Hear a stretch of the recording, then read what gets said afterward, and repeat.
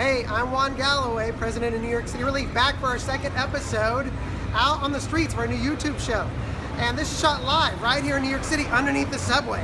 The title of today's episode is, I've Got the Power. You remember that song? I'm going old school. Shows my age. I'm a child of the 80s. Now, Plato once wrote, he said the measure of a man is what he does with power. I like that. Yeah. Power is defined as the capacity or ability to direct or influence the behavior of others or the course of events. In other words, having power is having control. You might feel powerless sometimes, I do, but the fact is that as Americans, we have more wealth than most people on earth. You know, most of us have some amount of influence, education, physical strength, knowledge. Many of us even have some kind of level of authority. And God requires us to be a good steward of whatever power we do have. The problem is, most of us get caught up in whatever power we gain, and it goes straight to our heads.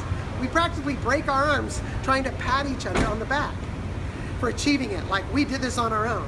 As Lord Acton said, power tends to corrupt, and absolute power corrupts absolutely. He also said this, authority that does not exist for liberty is not authority, but force. When power isn't used for the benefit of others, it's just manipulation. When power is used to bless others, however, it looks just like love. Jimi Hendrix once said, when the power of love overcomes the love of power, the world will know peace. I love that, and I'm a big Jimi Hendrix fan. Now, the Bible addresses our feelings of powerlessness, also known as fear. 2 Timothy 1:7 says, for the Spirit God gave us does not make us timid or fearful, but gives us power, love, and self-discipline. This one verse encapsulates what God gives us and what God expects us to do with it. He gives us power to do what? To love, obviously. Even when we feel powerless and afraid that we can't make a difference in this world, we are still called to steward ourselves, self-discipline, in order to use our power to love. Playing the part of a victim is not even an option. We can't claim to be powerless. In fact, we will be judged even by how we use our blessings. God holds us to high standards when it comes to stewardship. Jesus was clear in Luke 12. He said, from everyone who has been given much, much will be demanded. And from the one who has been entrusted with much, much more will be asked. So God holds us all accountable. Or as Spider-Man puts it, with great power comes great responsibility. In the city of New York, you gotta think of Spider-Man, he knows what he's talking about. Now Jesus is all powerful, yet instead of using his power to rule with an iron fist, Jesus held children. He washed feet. He laid down his life for others, obviously. He continually laid down his physical, material, and supernatural power in order to love. The ultimate use of power is to love, and love in itself is the most powerful force on earth. I have seen this right here at New York City Relief.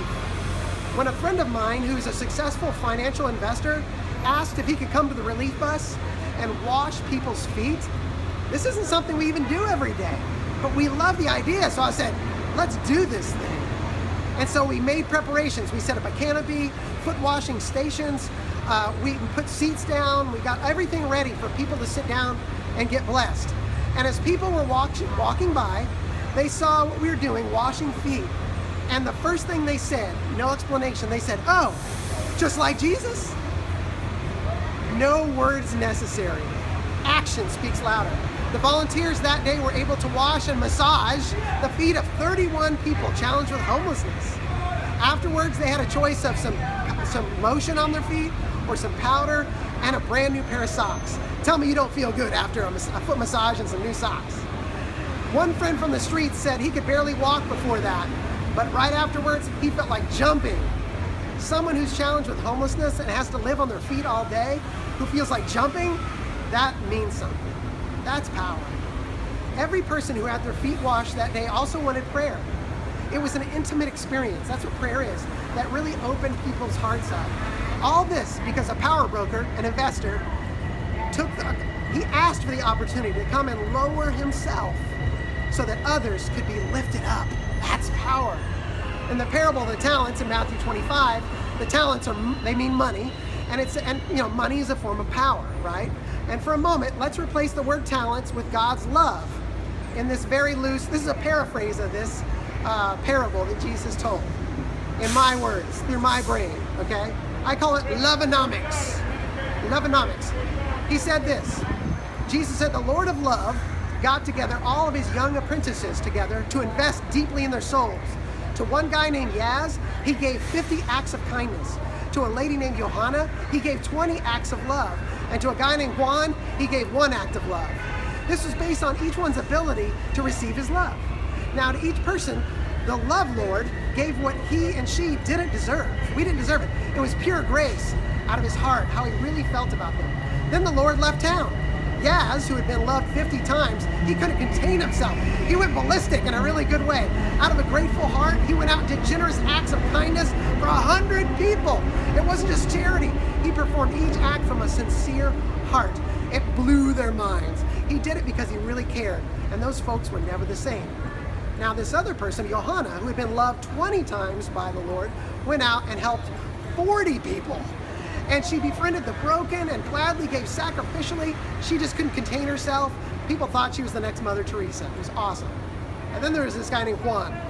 He only encountered the Lord's love once, and he didn't bother to do anything with it. He just holed up like a hermit with his video game system and ate Doritos.